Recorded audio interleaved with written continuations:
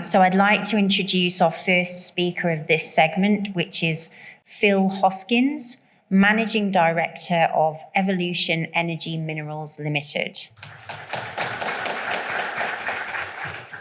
Thank you. Good morning, everybody. I'm here to talk about Evolution Energy Minerals, which only listed in November last year, but was, fortunate enough to acquire the development-ready Chilalo graphite project that I've been working on since 2014.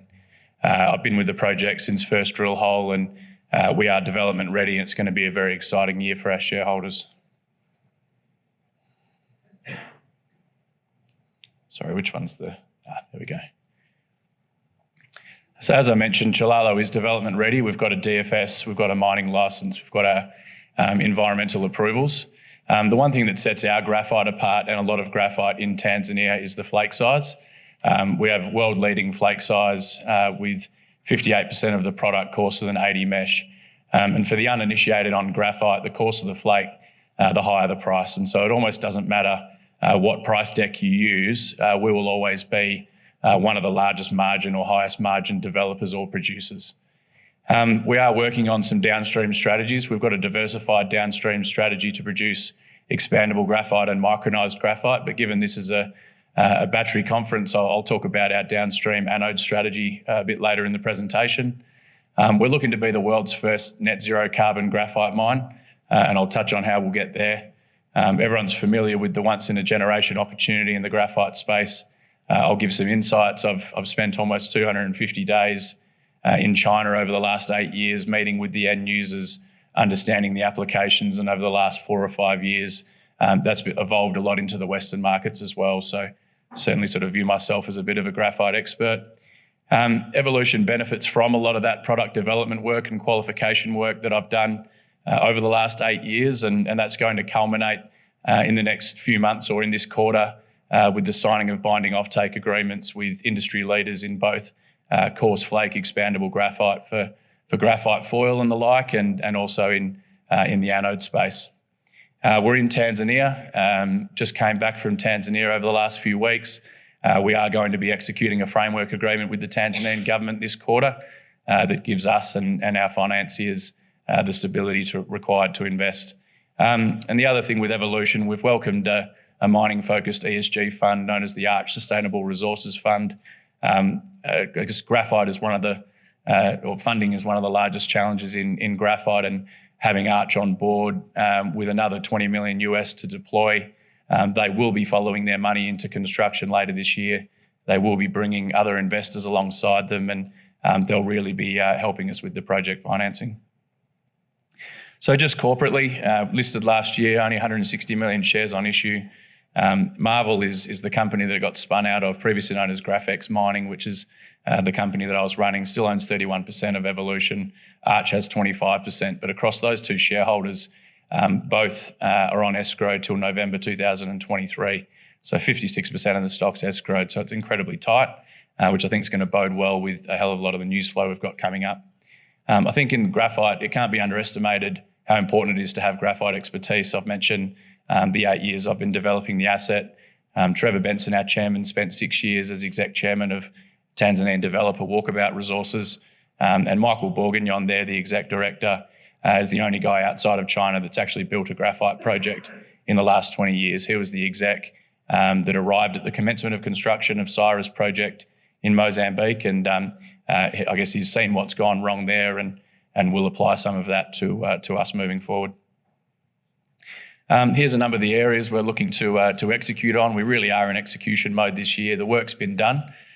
We've got a few optimizations to the DFS to reduce OPEX and our carbon footprint. I mentioned the framework agreement with the Tanzanian government, executing the offtake agreements, downstream technology agreements with leaders in the fields to go downstream in both anodes and in expandable graphite and graphite foil.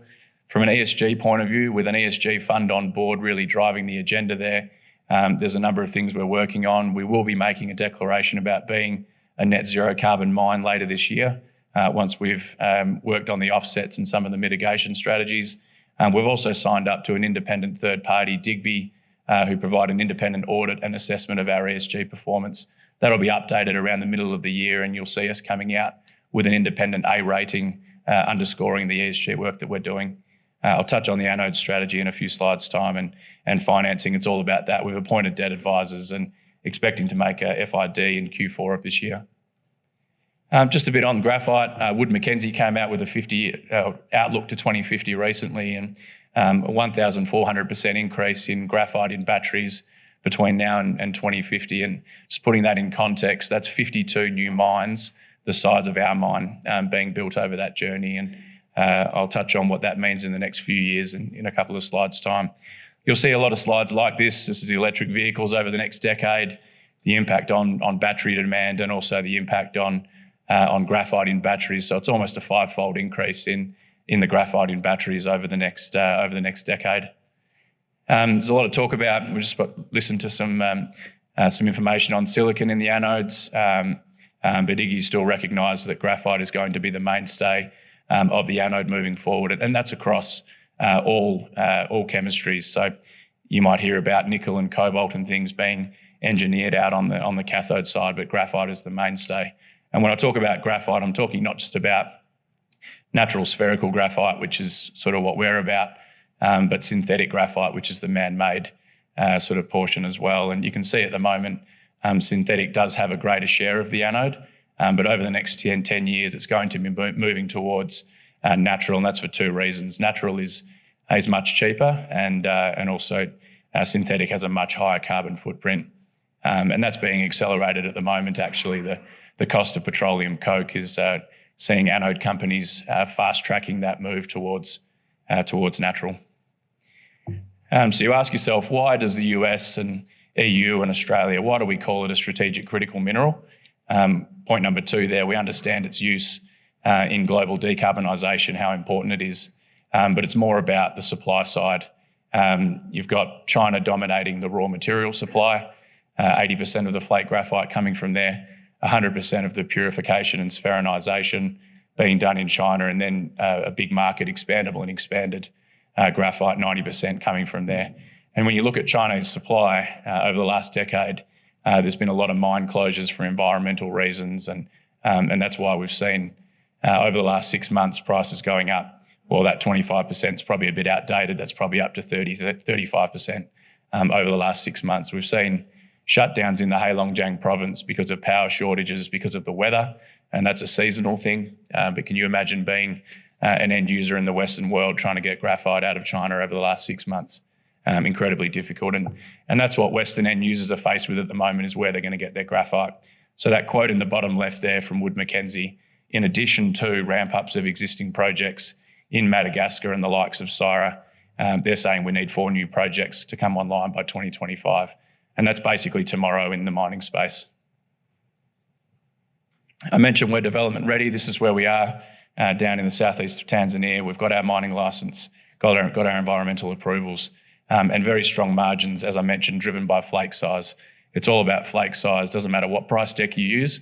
Coarse flake is worth more than fines, which means we'll always be a higher margin producer than a company like Syra Resources.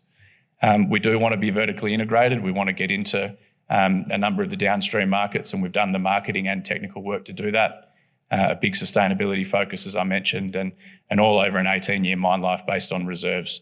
We've really only scratched the surface. We are going to do some more drilling this year, and I don't think there's any doubt that we'll have a 50-plus year mine life from the conductors that we know on our property. Just some of the DFS numbers. These are Q1 2020 numbers, but an 87 mil capex, 323 mil NPV US dollars. These are 18-year mine life, as I said, producing about 50,000 tonnes of concentrate. The optimisations, which will be concluded in the third quarter, mainly focused on the mining schedule. We've already done that work. That's going to bring about a reduction in OPEX. The hybrid solar diesel solution with a battery as well, not only going to reduce the carbon footprint, but I was pleasantly surprised, also going to deliver a saving in OPEX. And we're also looking at changing out the tailings dam and dry stacking of tailings. And that's another, tailings is a bit of a naughty word in the mining space. And being able to remove that also reduces our ESG risks. Tanzania itself, I was there a few weeks ago, as I mentioned. It's amazing the turnaround over the last 12 months. The new president's come in, educated overseas, really supportive of foreign investment. The same mining commission, the same ministry are all in place, but the directives coming from above to free up things for foreign investors. We've seen BHP investing in Kabanga Nickel. We've seen framework agreements signed with 3 ASX-listed companies. Ours will be coming this quarter, so Tanzania is absolutely back. Just on the anode side, it's probably over the early part of this project's development. I hadn't focused too much on that, the strategy, and this is sort of the process you go through from graphite, from mining and processing to concentrate, the milling and shaping and purification to get to an uncoated spherical product, and then the carbon coating and treatment to get to a coated anode material or active anode material. Phases 2 and 3 there are what we're working on at the moment with a group in the US that are commercially producing anodes for the likes of Tesla. So we're not talking laboratories here. It is commercially proven technology, and what really sets it apart is its thermal purification. So 100% of the world's anodes at the moment are used or produced using hydrofluoric acid, roughly 1 tonne of hydrofluoric acid for every 1 tonne of coated anode material. So hydrofluoric is very nasty stuff, tough to manage and tough to dispose of. And from an environmental point of view, everyone would love to move away from that. There's some companies talking about non-HF caustic leach processes, and I feel that a thermal purification done using cheap hydropower as an example is one of the ways we'll be looking at it. But one of the most renewable anode materials on the planet, if you can take a net zero carbon graphite concentrate out of Tanzania into a renewably powered thermal purification, commercially producing products that the likes of Tesla are already taking, we'll be in that position by the end of the 3rd quarter this year, having completed that program with anode materials, meeting the specs of some of these guys, but doing so in a really sustainable way. And I really think this could change the anode and turn it on its head a little bit. And the reason a lot of this is so important, Iggy spoke about the regulations in Europe, and at the bottom there's if they're going to be achieving these net zero carbon aspirations over the coming decades, it's how does industry actually get there? How do battery manufacturers get there? They've got to put targets out. So in 2 years' time, making a carbon footprint declaration as a battery manufacturer for your entire supply chain. And in 5 years' time, having maximum carbon footprint thresholds. So I mentioned before, Chinese synthetic graphite production, very high on the carbon footprint. Chinese flake graphite production, because it's coal-fired power, also very high on the carbon footprint. If we can come out with a net zero carbon mine and that sustainable anode strategy, it's going to be absolutely welcomed by those European anode manufacturers, battery manufacturers. ESG is very important to us. I mentioned Digby. It is an independent third party that come in and really sign off on your performance. And a lot of people talk about IFC standards and equator principles and these sorts of things. Digby have been asked by financiers like BlackRock, Orion Mining Finance and Arch, our largest investor, that the ratings agencies aren't doing a good job at preventing greenwashing and companies making grand statements about sector-leading ESG credentials and these sorts of things without backing them up. And so what Digby have done is mapped 42 different international standard setters and how they impact mining, and then making sure that companies answer a whole number of questions and verify what they're doing amongst all those things. And we've gone through that process once. We only got a B rating. It's because we're a pretty new company and there's a lot of processes we're still putting in place. We expected that rating, but we know what we're working on, and by the middle of this year, we'll be making an updated submission. And when it's coming out of an independent group, you can know that the work's been done to understand that I guess our risks are much lower from an ESG point of view. So just summing up, we are development ready. It's a high margin project, and there's no further work to be done other than those slide optimizations that I spoke about. We're in execution mode. We've got an anode program that's going on over the next 3 to 6 months that, in my opinion, is going to produce potentially the world's most sustainable anode, which is good for those customers, but also I think very attractive to financiers as well. Didn't talk about them today, but we've got diversified downstream strategies, and one of the groups that we will be signing a binding offtake agreement with on the coarse flake, that will be a dual agreement to be not just offtake, but but also partnering with them on producing expandable graphite, graphite foil, and a number of other high-value graphite products. Our ESG commitments, obviously very important to investors at the moment, and something that we take very seriously. The entire board will stand for re-election and cancel all performance-based remuneration if we have any material breach of our ESG policies. So that's how seriously we take it. And as I said, it's all about financing. So having a group like Arch on board, strategic cornerstone investor, they will be following their money. There's investors in their fund that they will look to invest alongside them, and they'll also be assisting with the project finance. So thank you everybody for your time, and happy to answer any questions at the end.